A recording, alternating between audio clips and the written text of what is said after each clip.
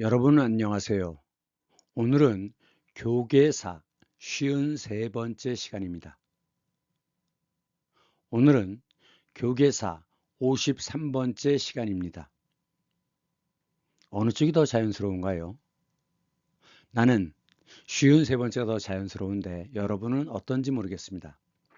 하지만 중요한 건 20 이하의 숫자는 고유어 숫자로 몇 살이니? 10살이에요. 아니죠. 10살입니다.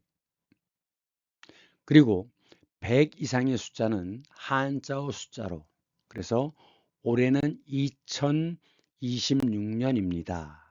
이 점을 기억하시기 바랍니다. 오늘은 이집트입니다.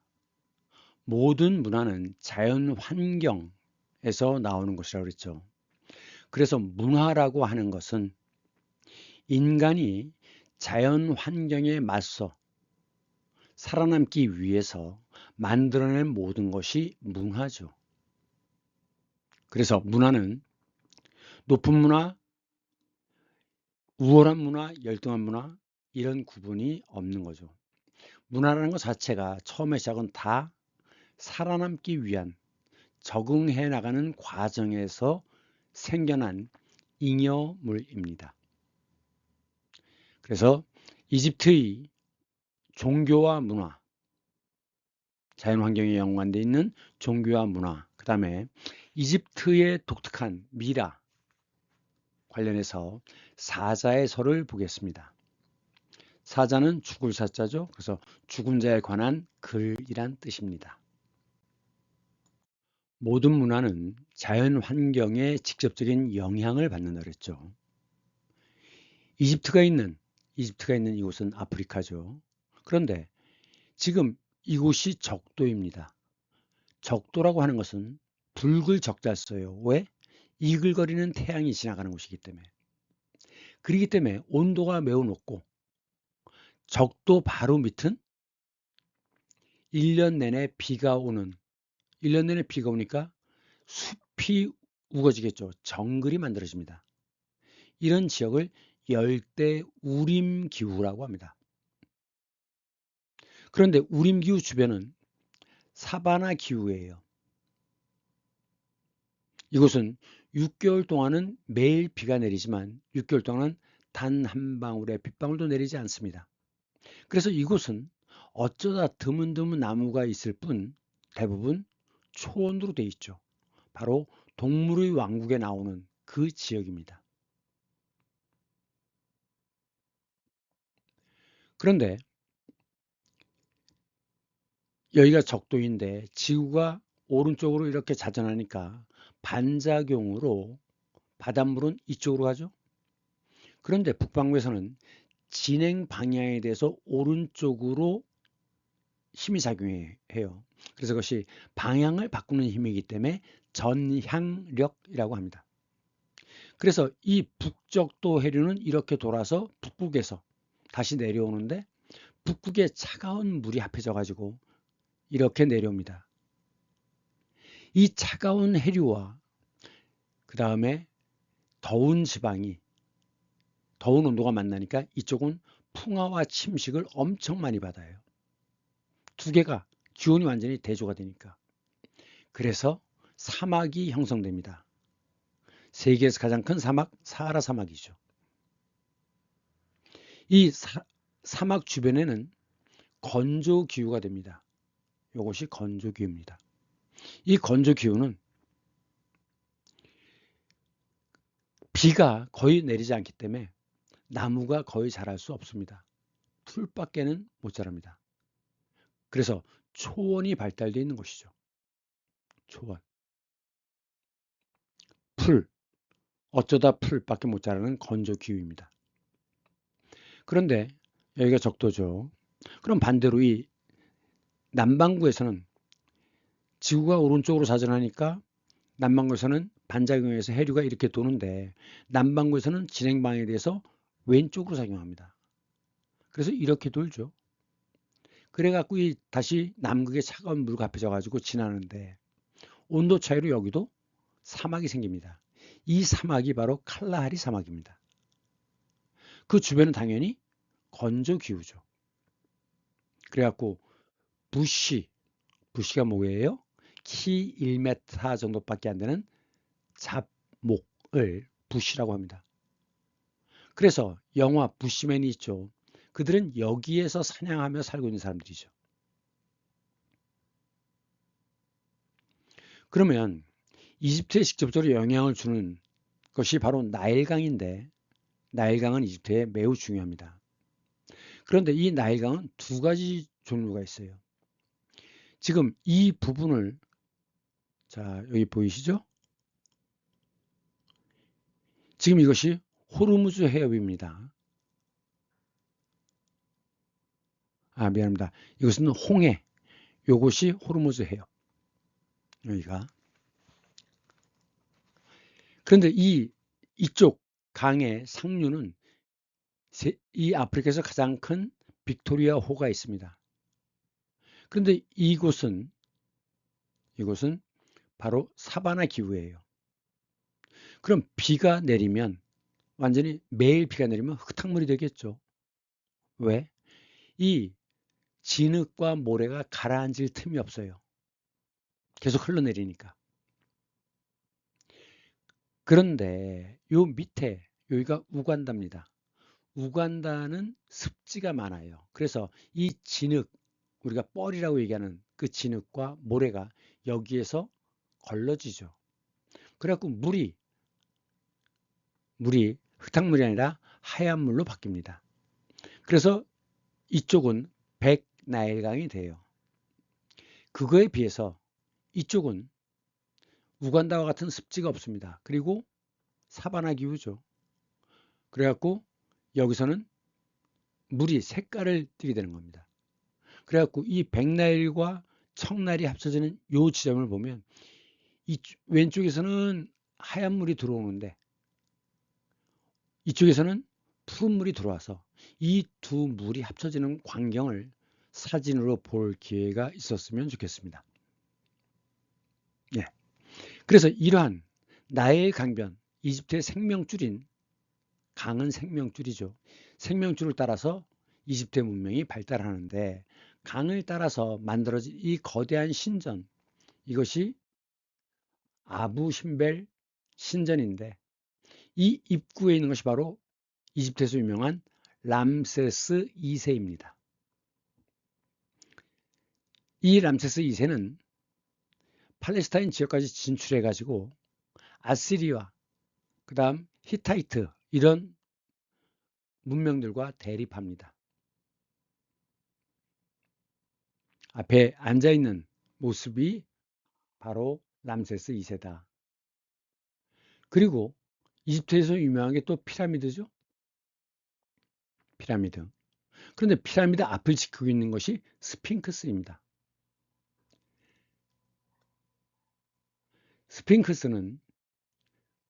스핑크스를 여기 보시면 사자의 몸에다가 사자 꼬리 보이시죠?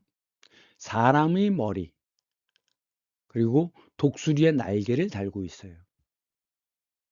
이 스핑크스는 왕의 지혜와 압도적인 힘을 상징하고 선한 자를 보호하는 신이에요. 그래서 이집트 이 스핑크스는 이것은 피라미드 파라오를 지키는 역할을 하고 있는 겁니다. 이것은 기원전 530년 정도에 만들어진 그리스의 스핑크스입니다. 보통 스핑크스 하면 이집트 스핑크스를 생각하는데 아닙니다. 메소포타미아, 이집트, 그리스 다 이 스핑크스가 존재했습니다. 서로 문화가 교류되었기 때문에 나타나는 현상이죠.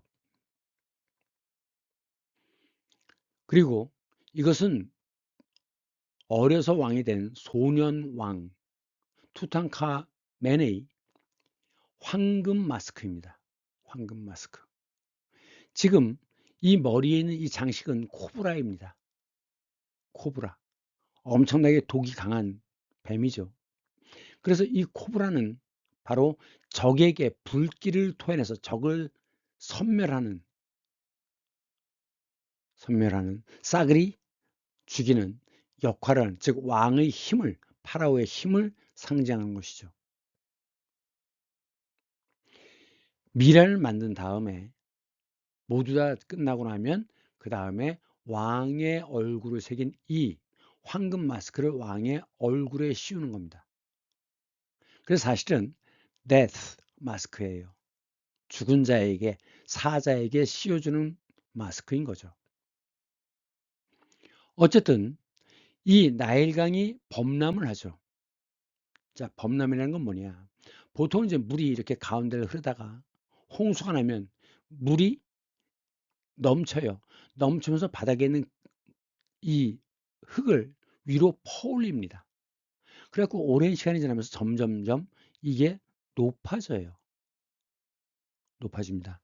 그래서 이것을 자연이 만들어진 뚝길이기 때문에 자연재방이라고 합니다.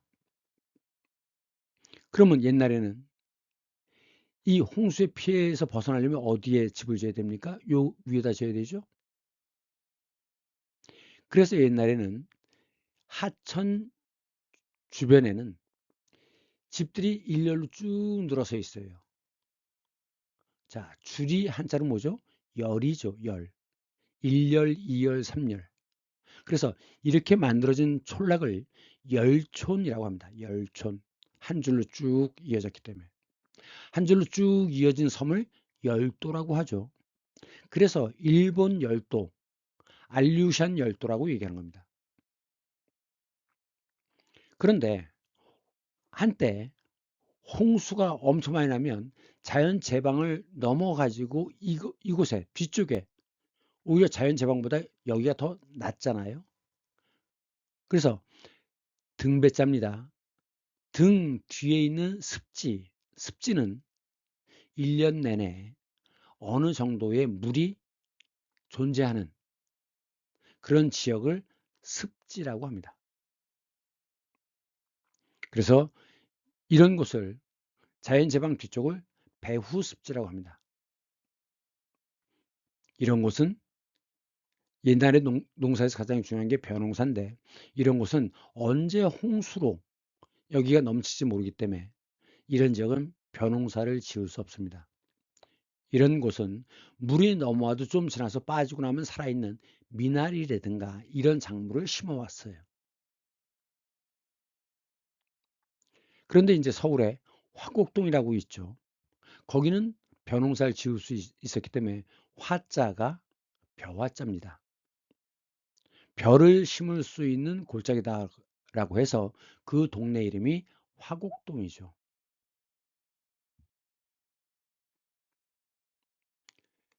자, 이렇게 물이 넘어오는 것을 범람이라고 합니다. 넘칠 범, 넘칠 람자예요.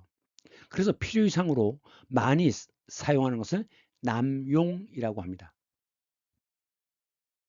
약 모르고 오용 말고 잘못 쓰지 말라는 거죠. 약 좋다고 남용 말라. 지나치게 쓰는 거죠. 그 다음에 지폐를 남발한다. 지나치게 발행한다는 거죠. 지나칠 람자입니다. 그러면 이 강물을 막으려면 어떻게 됩니까?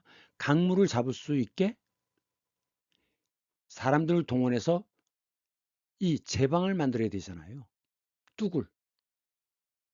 그렇기 때문에 중국에서도 마찬가지지만 이 범람에 대비하기 위해서 중앙 집권제가 일찍부터 발달하는 겁니다. 왕에게 막강한 권력이 주어지는 것이죠. 그래서 이집트에서는 파라오라고 이름을 붙였습니다. 이 파라오는 바로 태양의 신의 아들로서 바로 신과 동일체며 전지전능한 존재입니다. 그런데 이 나일강 하류에서 농사를 짓던 농부가 이상하게 꼭 일정한 때가 되면 홍수가 시작되는 거죠. 왜 그렇습니까? 상류 지역이 사바나 기후인데 사바나 기후는 6개월 동안 비가 내리고 6개월 동안은 한 방울도 안 내리잖아요.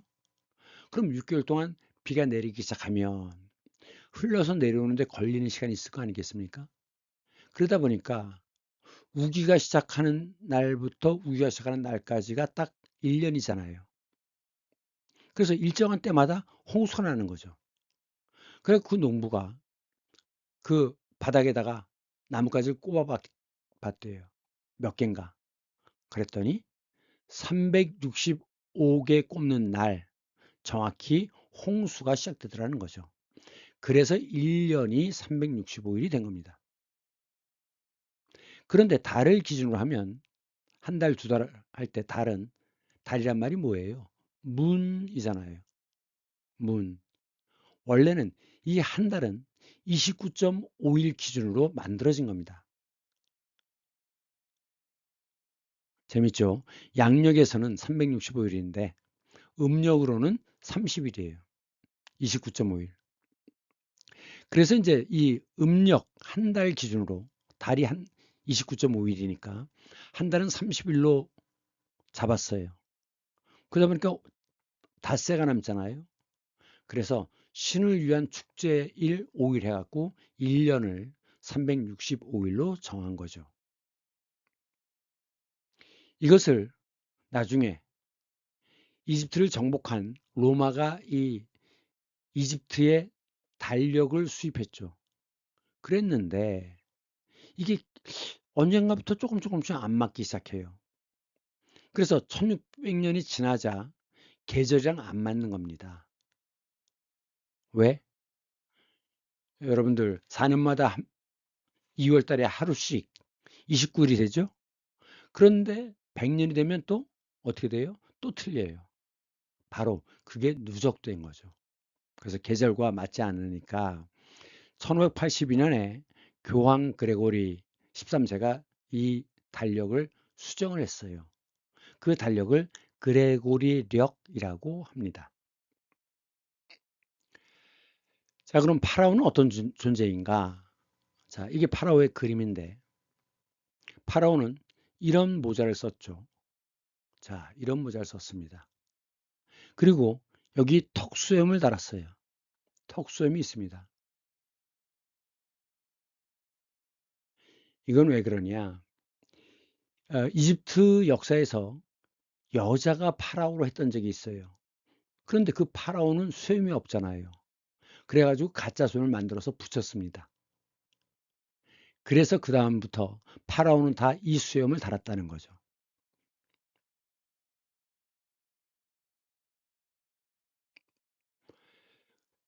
그리고 머리 장식. 자, 지금 이런 두 권을 썼죠? 요 앞에 코브라가 있습니다. 그리고 손에 요롱을 들고 있어요.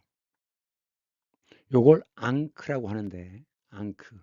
이 앙크는 영원한 생명을 상징합니다. 이게 좀 뭐랑 비슷해요? 요렇게 하면 수컷이고,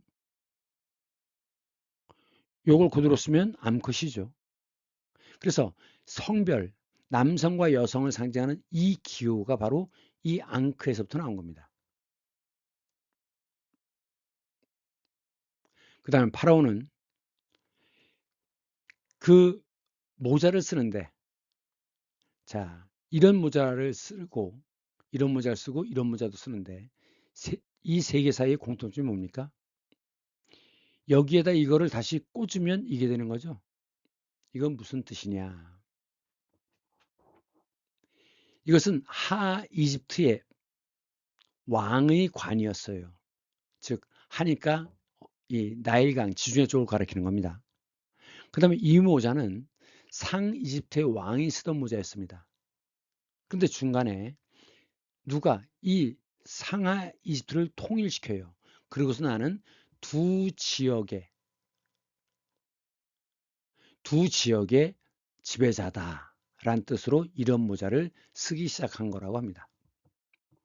그 다음에 이런 모자도 써요. 이 모자가 뭐냐? 전투용 모자입니다. 이 모자가 어디 있느냐? 여기 보이시죠? 람세스 2세인데 람세스 2세의 전투용 모자입니다. 활을 지금 쏘고 있는 모습이죠. 그리고 이것은 뭐냐? 이건 의식용이에요. 무슨 행사를 할 때. 결혼식이라든가 직위식이라든가 이런 행사를 할 때 이걸 쓰는데 바로 이 모양입니다. 이것은 죽은 다음에 씌우는 거죠. 즉 장례라고 하는 의식을 지내는 거잖아요. 행사용 모자입니다. 그러면서 이제 이게 death mask, 미라에 씌우는 거니까 이렇게도 얘기하고 황금 마스크라고도 얘기를 합니다.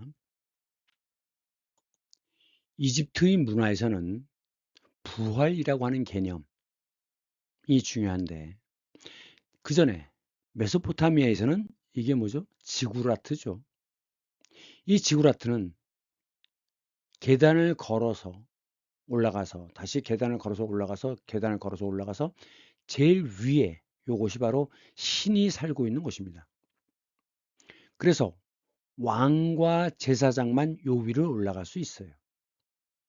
그래갖고 여기에 이 신을 즐겁게 하기 위한 음식이라든가 어떤 의식을 행하죠. 이것은 지구라트입니다. 그에 비해서 이건 이제 기자에 있는 피라미드인데 이 피라미드는 뭐냐? 왕의 무덤이죠. 파라오의 무덤입니다. 그런데 형태가 좀 달라 보이죠? 요 약간 지구라트처럼 1단, 2단, 3단, 1단, 2단, 3단 이렇게 되어 있는 것은 초기 피라미드입니다. 초기. 뒤로 가면서 막강한 힘을 갖고 있기 때문에 한 덩어리에 수백 톤 하는 이런 직면체 돌을 나일강 상류에서부터 배로 옮겨와요.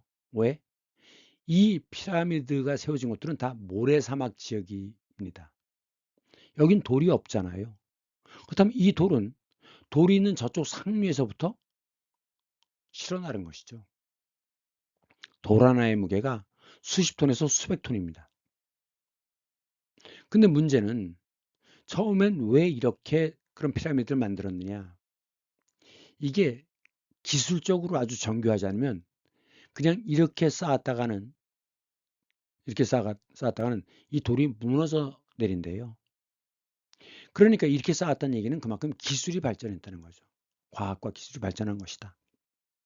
그런데 직육면체 돌을 계속 쌓으면 모양이 좀 그렇죠. 투박하잖아요. 그래서 겉에는 다시 매끈하게 이렇게 대리석이나 이런 돌로 매끈하게 해서 덮는 겁니다.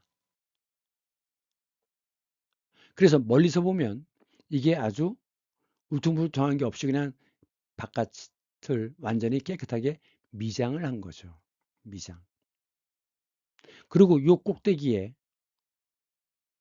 황금 칠을 했습니다. 그래서 해가 이쪽에 떠오르면 그 햇빛을 받아서 이 꼭대기가 황금빛으로 빛나지 않겠습니까? 바로 파라오의 상징이죠.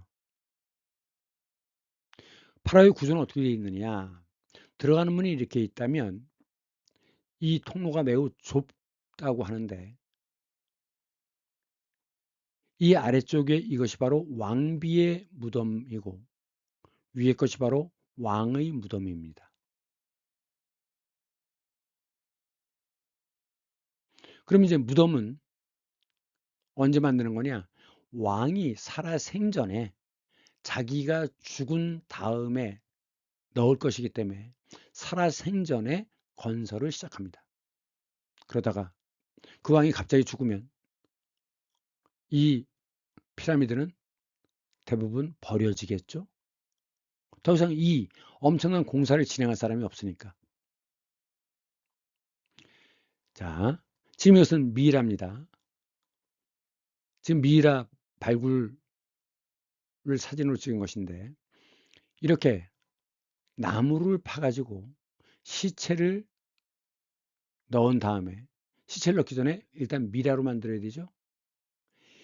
이 뇌라든가 내장은 썩잖아요. 그럼 부패하면 안 되죠. 왜? 온전한 몸을 지니고 있어야지만 그 다음에 심판을 받은 다음에 다시 부활할 수가 있는 겁니다. 그러니까 콧구멍으로 쇠꼬챙이를 집어넣어 가지고 콧구멍과 그 머리 사이에 그 연골이 있대요. 그걸 부신 다음에 그 쇠꼬챙이로 이 대뇌 쪽을 집어넣어 가지고 마구 휘저으면 그래 갖고 이제 골을 다 바깥으로 빼내는 거죠. 그다음에 이제 해부를 해 가지고 잘라서 내장을 다 드러내는데 단 심장은 매우 중요합니다. 심장은 따로 특수 처리를 한 다음에 다시 심장은 몸 안에 집어넣는데요. 그러니까 이제 그 심장을 특수 처리한다는 것은 썩지 않도록 방부제나 이런 곳에 오래 담갔다가 집어넣는다는 거겠죠. 그리고 이 몸은 70일 동안 소금에 절입니다. 수분을 빼야 썩지 않잖아요. 그러면서 술과 술로 닦아요. 왜? 술은 알코올이라는 것이 소독 효과가 있잖아요. 그 다음에 이제 향기가 나는 기름, 향신료를 이런 것들을 섞은 송진은 차단 역할을 하죠. 그리고 바른 다음에 붕대로 몸을 여러 겹 칭칭 감습니다. 그리고 이제 그 여러 겹 감는데 그 사이사이마다 그 사람이 소중하게 여기던 어떤 기념품들, 보석 이런 것을 안에다 집어넣는다는 거죠. 붕대 감기를 여러 번 한 다음에 그 다음에 이제 이 미라가 완성되면 앞에서 봤던 그 데스 마스크를 씌우는 거죠. 황금 마스크를 씌우는 거예요. 그리고 다시 뚜껑을 덮습니다. 그리고 이제 심판을 받고 돌아올 때까지 기다리는 겁니다.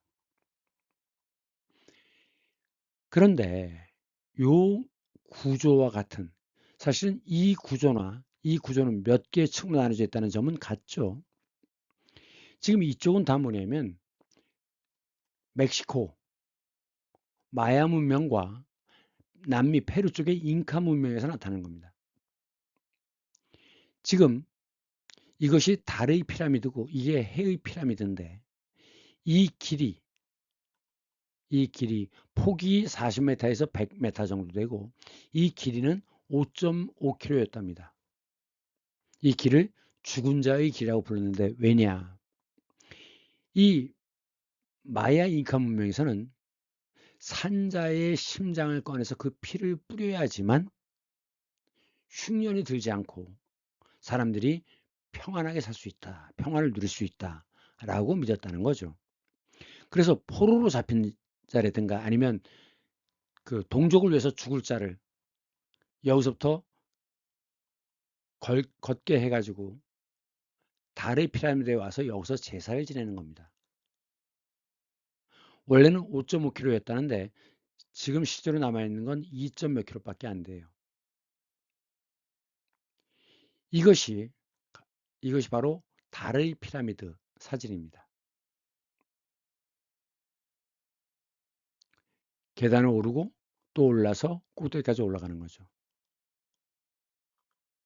그리고 크기는 해가 훨씬 더 크잖아요. 그래서 이게 해의 피라미드이긴 한데 규모는 훨씬 더 크지만 모양은 정교하진 않습니다. 지금 달의 피라미드는 굉장히 장식물들이 많죠. 이것이 해의 피라미드입니다.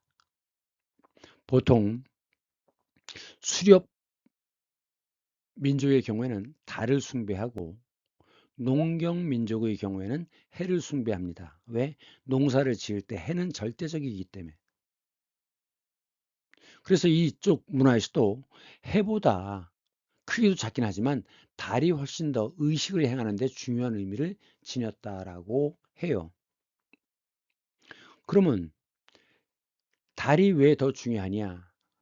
해는 늘 둥그렇지만 달은 보름달이었다가 금음달이 됐다 초생달이 됐다 다시 보름달이 되고 이렇게 바뀌잖아요 계속. 즉 바뀐다는 이야기는 부활한다는 뜻입니다. 부활.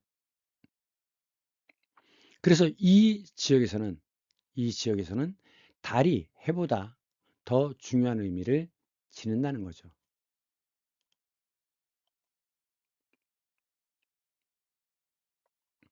그런데 자, 이것은 지금의 멕시코 시티 부근에 있는 버스로 한 1시간쯤 가야 됩니다.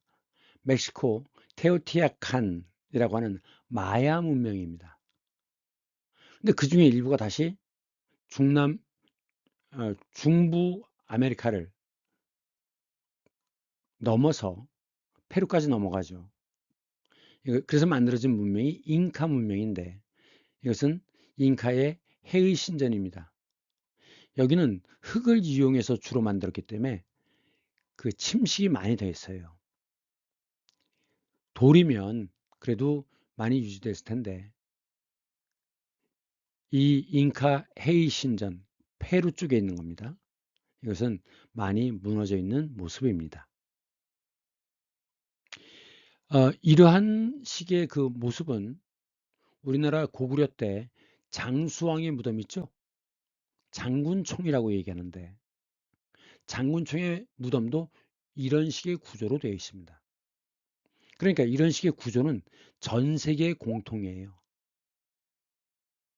다만 이집트는 훨씬 더 막강한 권력을 가지고 있었기 때문에 훨씬 더 크고 높은 피라미드를 만들 수 있었던 거죠. 초기의 피라미드에서 이런 형태로 바뀐 것이다. 그런데 이집트의 경우에는 나일강이 상류 지방의 풍부한 영양분을 하류로 퇴적시켜줘서 농사를 짓는 데는 매우 도움이 되지만 문제는 범람을 하면 땅이 바뀌죠. 그래서 범람이 일어나고 나면 다시 토지를 재분배해야 됩니다. 그래서 이집트에서는 기하가 발달됐어요. 기하. 이런 것이 기하죠. 도형, 기하. 그런데 자, 이게 여와시와 보키시죠. 이건 해고. 지금 이 점들은 다 별자리입니다. 천문학이 매우 중요했죠, 옛날엔. 이것은 해가 있고 해 주변을 돌고 있는 행성을 표현한 것이 아닌가라고 생각됩니다. 그러니까 이 동양에서는 일찍부터 지구가 해의 주변을 돌고 있다는 사실을 알았던 것 같습니다. 지금 여와 씨가 손에 들고 있는 것이 뭡니까? 콤파스입니다. 한자로 규죠, 규. 복희 씨가 들고 있는 것이 이것이 자입니다. 구부러진 자기 때문에 이것을 구부러질 곡자를 써서 곡척이라고 합니다. 그런데 이 자와 콤파스가 있으면 모든 도형을 그리는 것이 가능하다고 합니다. 그래서 이 그림에도 콤파스와 자가 나오는 거예요. 그래서 모든 것의 기준이 되는 것, 그것을 뭐라고 합니까? 규칙이라고 하죠. 규칙. 규는 콤파스, 칙은 자입니다. 그런데 이 도형에 관한 것을 기하라고 하는데 이 기하란 말은 한자로는 이렇게 써요. 기는 몇 개란 뜻입니다. 영어의 a few. 그래서 기신명 하면 2, 30명을 가리키는 거예요. 하는 어찌하자입니다. 그런데 그러면 기하의 뜻이 몇 어찌야? 아니죠. 이런 걸 뭐라고 합니까? 가차라고 합니다. 한자 육수의 원리 중에 뜻과는 관계없이 소리만 빌려 쓰는 것이 있죠. 오이로빠, 그게 영어로는 유럽인데 오로빠, 이것을 한자로 쓰면 뭐가 됩니까? 중국 발음은 오로빠지만 한국어 한자음은 구라파입니다. 구라파. 그래서 서유럽을 서구라고 하는 거예요. 동유럽은 동구라고 하는 거고 구라파의 제일 앞잘단 겁니다. 그래서 이 기하라는 건 지오메트리, 지오는 땅이란 뜻입니다. 메트리는 메터에서 짐작이 되죠. 길이를 측정하는 거예요. 그래서 지오메트리라고 하는 것은 땅을 측정한다는 뜻입니다. 왜? 토지를 재분배해야 되니까. 이 지오메트리와 비슷한 중국의 발음이 뭐냐? 자, 이겁니다. 중국 발음은 어떻게 돼요? 지허입니다. 지허. 지오메트리, 지허 비슷합니까? 예. 소리만 빌려서 쓰는 거예요. 지오는 땅이란 뜻이고 메트리는 측정하다란 뜻이죠. 한국 발음은 기하다. 기하는 몇 어찌라는 뜻으로 해석하면 안 됩니다. 소리만 빌려서 쓰는 거예요. 원래 뜻은 지오메트리, 땅을 측정하다, 측량하다. 수학에서 기하가 있고 대수가 있죠. 대수에서 대는 대신하다는 뜻입니다. 숫자를 대신하는 것이 대수예요. 무슨 얘기냐? 숫자 대신에 문자로 수학의 법칙을 표현하는 것입니다. 그것을 알지브라라고 하는데 알지브라 이런 거죠. x좌승 플러스 5x 플러스 6은 0이다. 그러면 근을 구하시오, 해를 구하시오라고 하죠. 자, 인수분해하면 어떻게 됩니까? x 플러스 2 곱하기 x 플러스 3은 0이다. 그럼 0이 되려면 x 플러스 2가 0이 되든 x 플러스 3이 0이 되든 둘 중에 하나죠. 그래서 x 플러스 2는 0이니까 x는 마이너스 2거나 x 플러스 3은 0이니까 x는 마이너스 3이거나 그래서 이것의 근 또는 해는 x는 마이너스 2 또는 x는 마이너스 2 또는 x는 마이너스 3 이렇게 되는 거죠. 그것이 대수입니다. 숫자 대신에 문자 이것이 대수입니다. 그런데 한 가지 더. 그러면 지금 이 두 식을 연결하는 이걸 왼쪽에 있는 것을 좌변이라고 하고 오른쪽에 있는 것을 우변이라고 하죠. 이 두 개를 연결하는 것은 뭡니까? 등호잖아요. 등호. 등의 뜻이 뭡니까? 같다란 뜻이죠. 동등하다. 같다. 그래서 같다는 표시, 부호가 등호죠. 이렇게 등호로 연결되어 있는 식을 방정식이라고 합니다. 방정식. 그런데 지금 이것은 뭐예요? 크다 작다 이런 것은 등호가 아니라 부등호죠. 같다는 기호가 아니에요. 이렇게 연결된 식은 부등식이라고 하는 겁니다. 그래서 방정식에서는 1x의 값을 구하는 것이지만 부등식에서는 1x의 값이 무엇보다 크냐 작으냐를 따지는 것입니다. 수학에서도 기본적인 개념은 정확히 이해해야 됩니다. 그러면 왜 방정식이냐? 이 방자가 뭐였어요? 지난 시간에 이것은 모방자라고 그랬죠. 모. 한쪽으로 쭉 나가는 거. 모서리. 자, 이걸 뭐라고 합니까? 이걸 마방진이라고 하죠. 이렇게도 하던 이렇게도 하던 이렇게도 하던 다 더하면 다 15잖아요.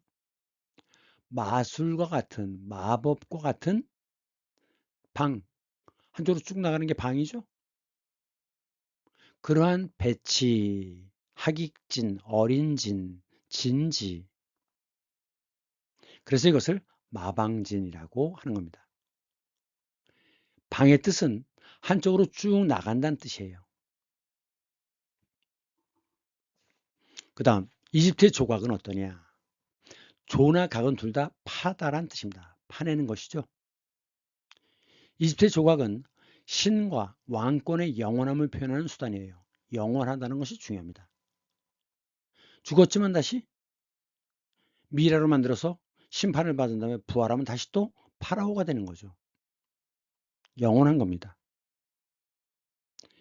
이것인데 자 정형화된 조각이 딱 정해져 있어요.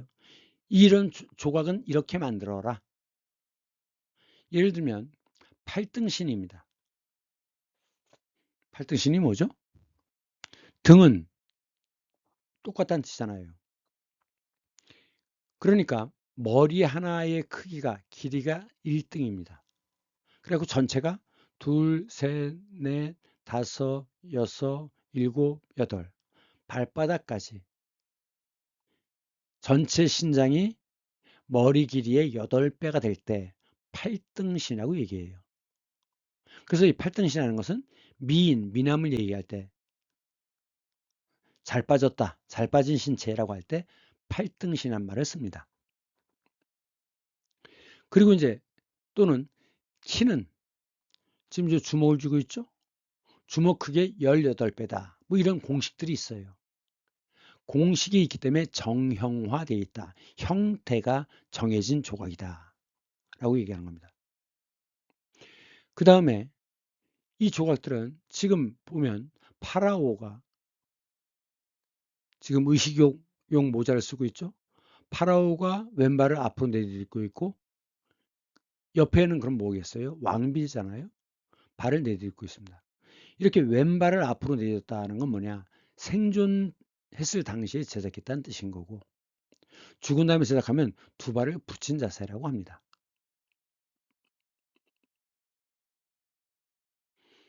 그 다음 조금 전에 그 람세르 2세의 그 무덤 앞에 조각을 보셨지만 특징이 부동성입니다. 움직이는 자세가 아니에요. 역동적인 자세가 아니라 움직이지 않는 자세입니다. 왜? 신적인 당당함을 표시하기 위한 것이죠. 그리고 그 파라오의 영원함을 나타내기 위해서 아주 단단한 돌로 조각을 만듭니다. 이때는 청동기 시대예요. 청동은 구리에 아연합한 거기 때문에 굉장히 쇠에 비해서는 비할 수 없이 무릅니다. 그렇기 때문에 청동검은 찌를 수만 있고 철검은 쇠로 된 것은 찌를 수도 있지만 벨 수도 있잖아요. 그래서 청동기와 철기가 싸움을 하면 청동기는 백전백패입니다. 그렇기 때문에 히타이트의 철기가 발명되고 나서 급속히 그 청동기 무기가 사라지는 겁니다. 화강암, 아주 단단한 돌이죠. 왜 화강암이냐? 금강석처럼 단단한 돌인데 이 돌은 면을 깎으면 마치 꽃잎 무늬가 나타나요. 꽃잎 무늬.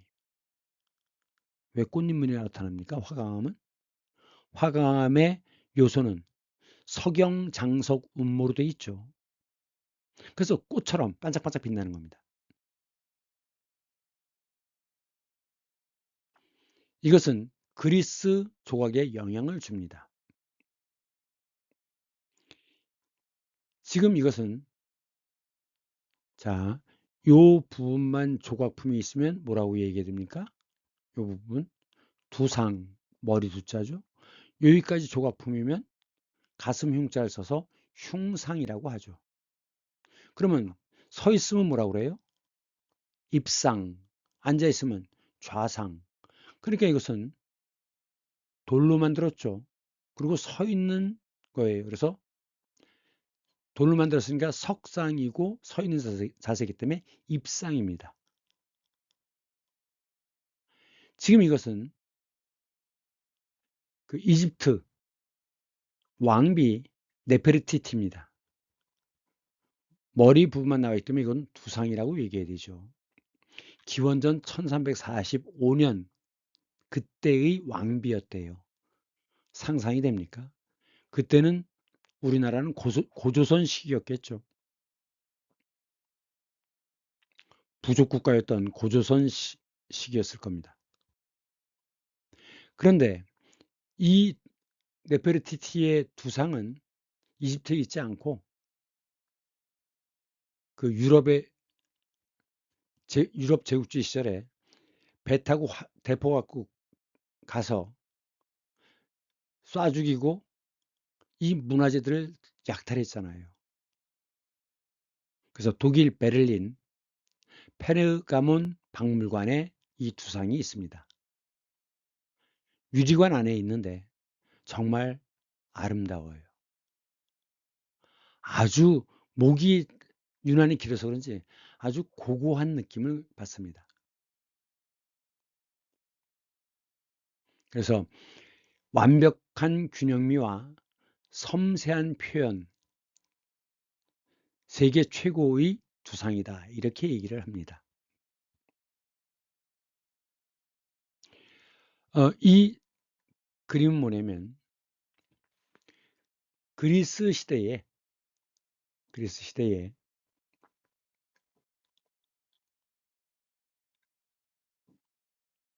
그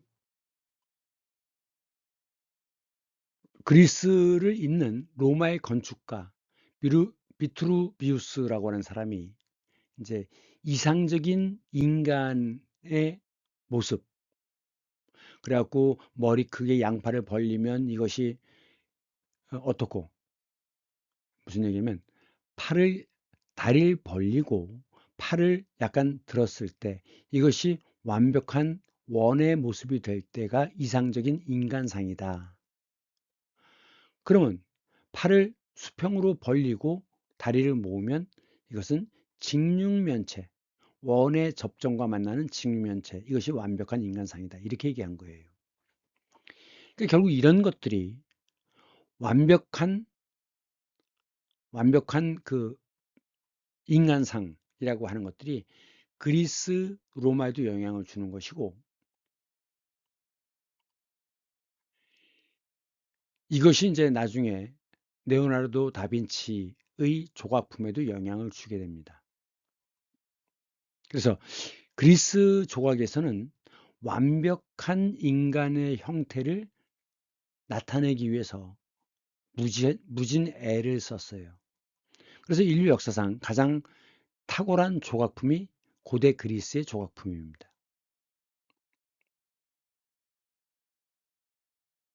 그 다음, 조각은 그렇지만 회화나 그림이나 부조, 자, 한쪽 부분 이렇게 돌에서 튀어나오도록 만든 게 부조라고 그랬죠.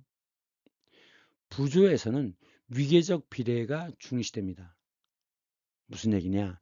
위라는 건 지위예요. 계는 계급. 즉 지위와 계급에 따라서 높은 지위면 크게 그리고 낮은 지위면 작게 그려요. 즉 이게 고구려 백화인데 고구려 귀족이죠. 그리고 요거는 바지 입은 거 보니까 이것은 시동이고 아이, 요것은 치마 입은 거 보니까 시녀인 것 같아요. 그리고 자 여기 보시면 지금 나무 위에 서서 묘기를 부리고 있죠. 이게 중마입니다. 중마고우라고 할 때 이 중마를 어릴 때 같이 타던 친구다라고 해서 중마, 오래된 친구라 해서 중마고우라고 하는데 이게 중마인 겁니다. 그리고 여기서 보시면 뭘 던지고 있잖아요. 요즘으로 치면 저글링을 하고 있습니다. 그러니까 이 고구려의 귀족이 이 지금 연예인들이 하고 있는 이런 그 행사를 관람하고 있는 거겠죠. 이것은 이 사람이 누구다라는 걸 표현하기 위해서 붙여놓은 표시예요. 지금 이 이집트 벽화도 보면 자 주인공은 크게 그리지만 작게 그리죠. 예, 위계적 비례인데 이집트에서 재밌는 건 뭐냐면 정면성의 원리가 작용됩니다. 자, 지금 이 사람은 오른쪽을 보고 있잖아요. 그런데도 가슴은 항상 정면을 향합니다. 나머지는 측면을 표현했어요. 도대체 왜 이렇게 그린 거냐? 나는 온몸이 정상이야. 어디 부서지거나 다친 데가 없어. 라는 것을 정상적인 신체임을 보여주기 위한 것이라는 거죠. 그래서 정면성의 원리가 작동되는 것이다.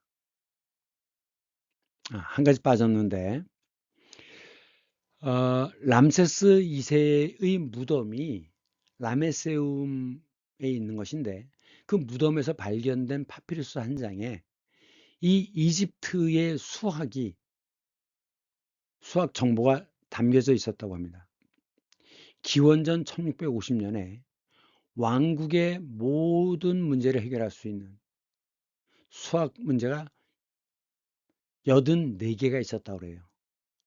그래갖고 삼각형을 푸는 법, 사각형을 푸는 법, 사다리꼴 공식 원, 이런 도형의 넓이와 원기둥, 그리고 피라미드의 부피를 구하는 법, 이런 부피의 문제, 그리고 분수 계산과 1차 방정식, 요거는 지수가 2니까 2차 방정식이 되는 거죠. 이런 풀이들이 84가지가 기록이 돼 있대요. 그만큼 이집트는 수학이 발달되어 있다는 거죠. 그러면 이집트의 문자는 어떠냐? 상형 문자입니다. 상형이 뭐죠? 모습의 형태를 본뜬 문자예요. 지금 여기 보시면 이거는 독수리 같죠? 뭐라고 읽어야 돼요? 아라고 읽어야 됩니다. 이것은 칼을 세운 모습인데 I이고, 두 개를 세우면 Y이고, 이거는 팔을 구부린 모습이죠. 이건 발의 모습이고, 이런 식으로, 이건 달팽이. 이런 식으로 해서 그림 하나가 하나의 알파벳이에요. 그래서 이집트 문자는 그림의 형태를 띄었기 때문에 상형이면서도 소리를 나타내는 문자인 거죠. 이것은 이 음은 독수리와는 아무런 관계가 없습니다. 예를 들어 볼게요. 요거 뭐죠? 사자죠. 사자는 이집트에서 뭐라고 했을까요? 레오? 레옹? 뭐 그러니까 L로 시작되는 음이었을 겁니다. 그래서 이 사자 그림은 알파벳 L, 음가 L을 나타내는 것이지 이 음은 사자와는 아무런 관계가 없습니다. 그러면 지난 시간에 알렉산더 사후에 그 밑에 바로 밑에 장수들 셋이 땅을 나눠 가졌다 그랬죠? 이집트로 온 것이 누구냐? 프톨마이오스입니다. 그래서 이것은 이렇답니다. 요 네모는 P 발음이래요. 이렇게 숫고가 생긴 건 T, 뱀장어는 O, 사자는 L, 그 다음에 눕힌 거 이렇게 된 건 M, 그 다음 이 세운 칼 두 개, E라고 있거나 아니면 Y라고 있겠죠. 이런 식으로 돼서 요거는 구부러진 지팡이는 S, 그래가지고 이것이 프톨미스라고 하는 거죠. 프톨. 그래서 요 글자가 소리만 나타내지 뜻을 나타내는 것이 아닙니다. 그렇기 때문에 이집트 문자는 상형 문자이며 표현 문자이다. 그럼 한자를 봅시다. 한자는 표의 문자죠. 뜻을 나타내요. 자, 이 한자는 뭡니까? 노예를 잡으면 화살로 눈을 찔러서 노예임을 누구든지 알아볼 수 있게 만들었죠. 여기서 생긴 글자가 민입니다.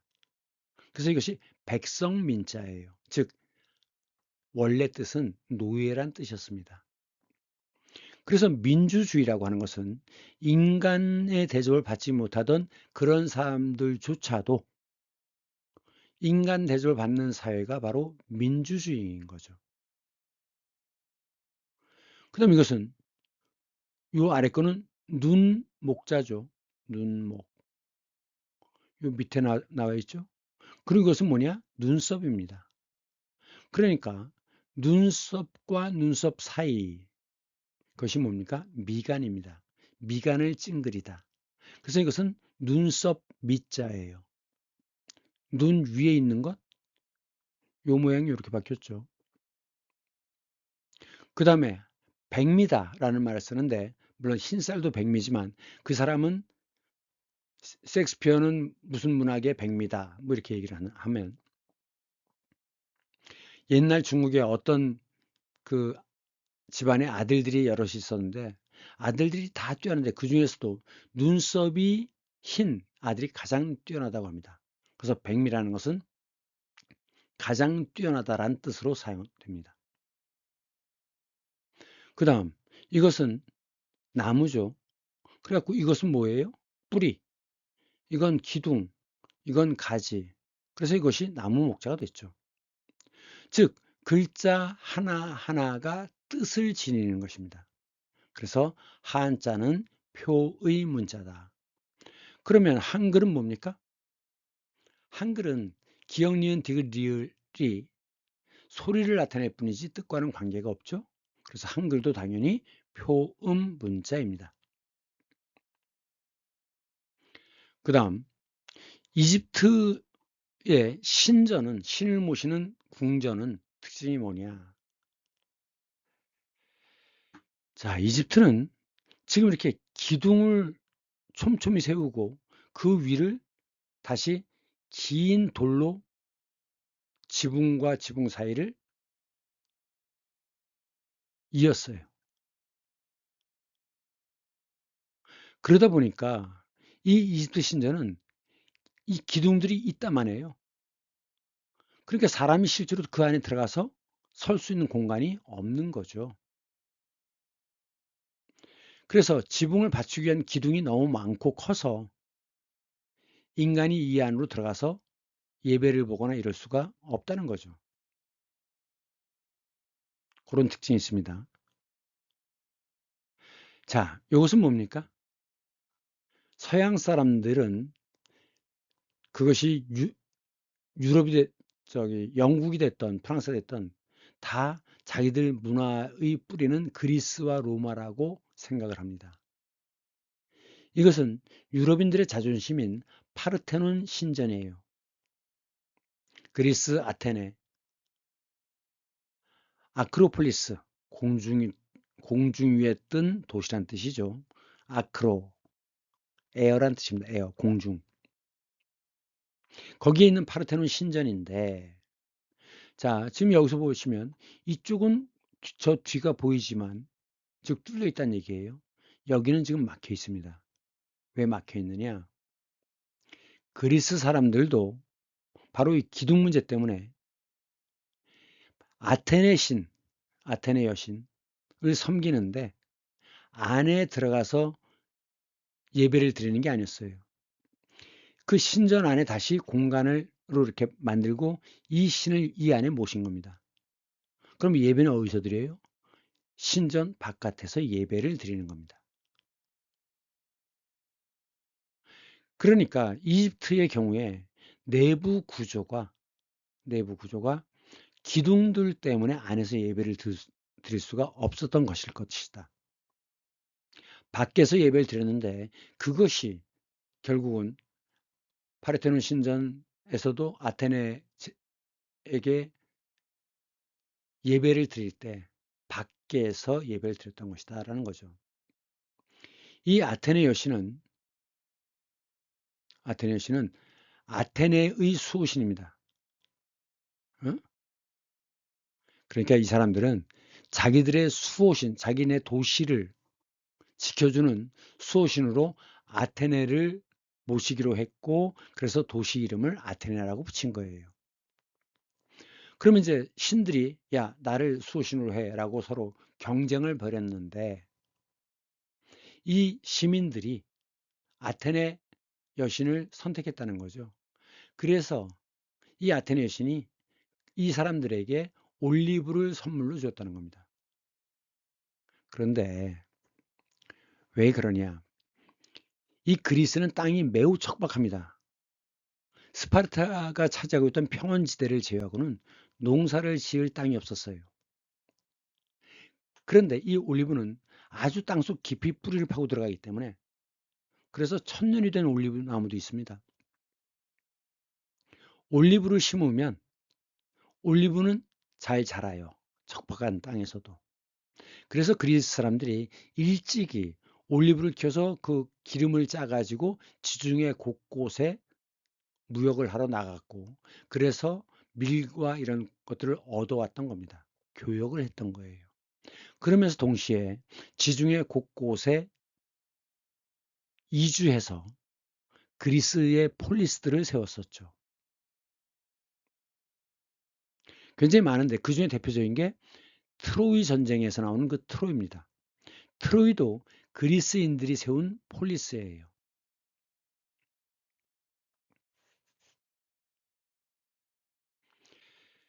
자, 그런데 지금 아래에서 위를 올려다보면 바로 이런 것들이 새겨져 있습니다. 부조가 있는데, 자, 여기 보면 뭐 앉아 있고, 앉아 있는 자는 보통 파라오겠죠. 물론 신이 있다면 신이 앉아 있고 왕이 서 있지만, 그리고 여기 보면 굉장히 배들이 많이 보입니다. 다 이건 뭐예요? 죽어서 저승으로 가는 배입니다. 신전이니까, 예를 들면 람세스 신전하면 람세스를 신으로 모신 곳이잖아요. 그 다음에 이 기둥들을 촘촘히 세워야 되니까 결국은 내부에 공간이 없어요. 그래서 그 다음에 개발된 게 뭐냐? 이쪽에 벽, 이쪽에 벽, 이쪽에 벽, 이쪽에 벽이 있을 때 요 벽의 꼭 지점에다가 이렇게 반구를 씌우는 거예요. 구가 있죠? 구, 동그란 거. 그걸 반으로 잘라요. 그게 반구죠. 그래서 북반구, 남반구라고 얘기하잖아요. 꼭 지점에다가 걸치는 겁니다. 이런 형태를 돔이라고 하는데, 이렇게 지붕을 걸치면 요 안에서는 사람들이 모일 수 있는 공간이 만들어지잖아요. 이렇게 만들어진 것들이 이제 동로마의 교회입니다. 그래서 터키, 아야소피아라든가 이런 것들을 보면 알 수 있어요. 그리고 이러한 형식이 그리스 정교회에서 일반적으로 퍼집니다. 이 그림은 이집트 사자의 서에 들어있는 내용입니다. 즉, 죽은 자에 관한 이야기, 죽은 다음에 사후 세계가 어떻게 되느냐, 무엇을 해야 되느냐 하는 사후 세계 안내서인데, 미라와 함께 매장을 한다는 거죠. 이렇게 이제 미라를 만들어요. 미라를 만드는데, 이 파피루스라고 하는 건 나일 강변에 자라는 풀 잎을, 풀을 꺾어서 그걸 이제 가로 세로로 그 놓은 다음에 무거운 돌을 눌러 놓으면 그 풀 사이에 있는 어떤 성분, 접착 성분이 흘러나와서 그 풀들을 연결하는 거죠. 그걸 이제 계속 눌러두면은 이렇게 종이의 형태가 된다고 해요. 이 파피루스를 읽을 때는 이 동물이나 새 이런 것들이 바라보는 방향으로부터 읽어야 된다고 합니다. 이렇게. 물론 이제 이쪽을 바라보고 있는 따오기예요. 이건 따오기. 부리가 긴 새. 이 이집트에서는 서기의 기록을 담당하는 자의 역할을 하고 있는 거죠. 이것은 들깨인데 지금 이 서기는 따오기는 이 기록을 하기 위해서 지금 이쪽을 바라보고 있는 것이지 이쪽을 바라보고 있는 게 아니거든요. 지금 다 이쪽을 바라보고 있죠. 이 이야기는 이게 후네파란 사람인데 후네파 저승에 가서 어떤 과정을 거치는가를 보여준다고 합니다. 근데 이 이집트에서는 자연신들이 많이 등장하죠. 요것은 들깨, 요것은 따오기, 요것은 매 이런 식입니다. 그래서 이집트에서는 그 반신반인의 자연신들이 많아요.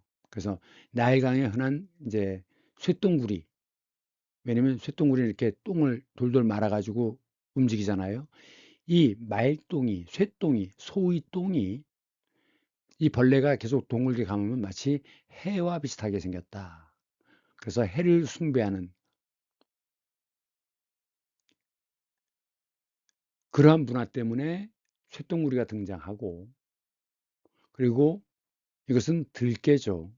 이건 따오기. 따오기는 왜 기록을 담당하느냐?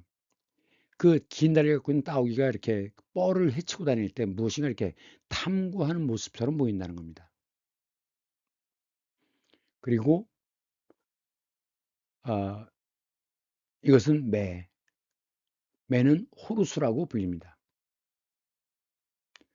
그러면 왼쪽에서부터 아누비스, 이 들개 이름이 아누비스예요. 심판을 받을 인간 휴네퍼를 심판구역으로 데려오는 거죠. 이게 심판구역입니다. 그러면 후네파의 심장을 여기다 달아요. 물론 항아리처럼 생겼는데 이 항아리에다가 심장을 집어넣었다는 뜻이겠죠. 그리고 이것은 깃털인데 지혜의 신 마하트의 깃털이라고 합니다. 이 마하트는 우주의 질서를 잡고 지혜의 여신이라고 하는데 이 마하트의 깃털 한 개의 무게가 21g이라고 그래요. 그래서 뭔가 죄가 많은 자들은 심장의 무게가 무겁다는 거죠. 그래서 이렇게 밑으로 떨어진다는 거예요. 그러면 지금 이 상상의 동물이 임무트라고 하는데 악어 대가리에 그다음에 갈기가 있어요. 사자죠. 그다음에 짧은 꼬리를 보니까 하마의 몸통이에요. 그래서 이 심장이 깃털보다 무거우면 즉시 지금 바라보고 있는 거 아니에요? 어느 쪽으로 기울어지고 있는가? 즉시 그러면 이 아누비스가 데려온 이 자를 먹어치우는 거죠. 먹어치우면 다시는 환생을 못하는 겁니다. 그 다음 이것은 호루스고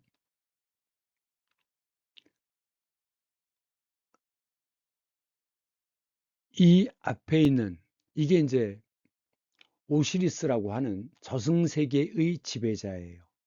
저승세계의 지배자 오시리스.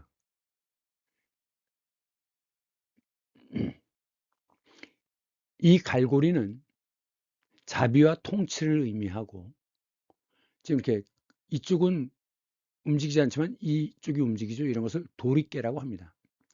도리깨처럼 생긴 채찍은 적을 벌하고 질서를 유지하는 데 쓴다는 거죠. 그리고 오시리스의 색깔이 얼굴 색깔과 피부 색깔이 녹색인데 이것은 오시리스 자체가 미라임을 상징한다고 그래요. 그럼 이제 이 앞에는 호루스의 아들 넷이 어, 지위에 따라서 위계법에 따라서 크게 작게 그린다고 그랬습니다. 아들 넷이 서 있는 거고 그 다음에 오시리스 뒤에는 오시리스의 자매인 이시스와 네프티가 같이 서 있다는 거죠. 그리고 이제 여기서 보시면 지금 이 후네퍼가 지금 오시리스 앞으로 왔잖아요. 그 얘기는 뭐죠? 이 심판을 통과했다는 뜻이죠. 그래서 통과한 신성한 자이기 때문에 이렇게 위에 그림에서는 이게 후네퍼고 그 호루스를 비롯한 이런 여러 신의 추앙을 받는다는 거죠. 근데 손에 들고 있는 게 뭐예요? 앙크죠. 그 생명의 상징. 그래서 결국은 경배를 받으면서 다시 부활한다는 겁니다. 그럼 미라로 돌아가는데 미라한테 꼭 남아있을 게 뭐죠? 심장이 남아있어야죠. 심장. 그래서 미라를 만들 때 다른 내장은 다 분리하지만 심장은 특수 처리한 다음에 다시 몸속에다 집어넣는 겁니다.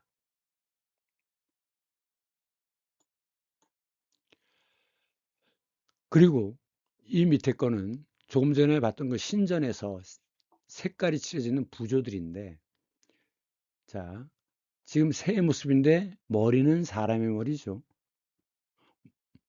그러니까 이 경우를 보면 들개의 머리에 사람의 몸인데 반대로 이것은 사람 머리에 새의 몸이에요.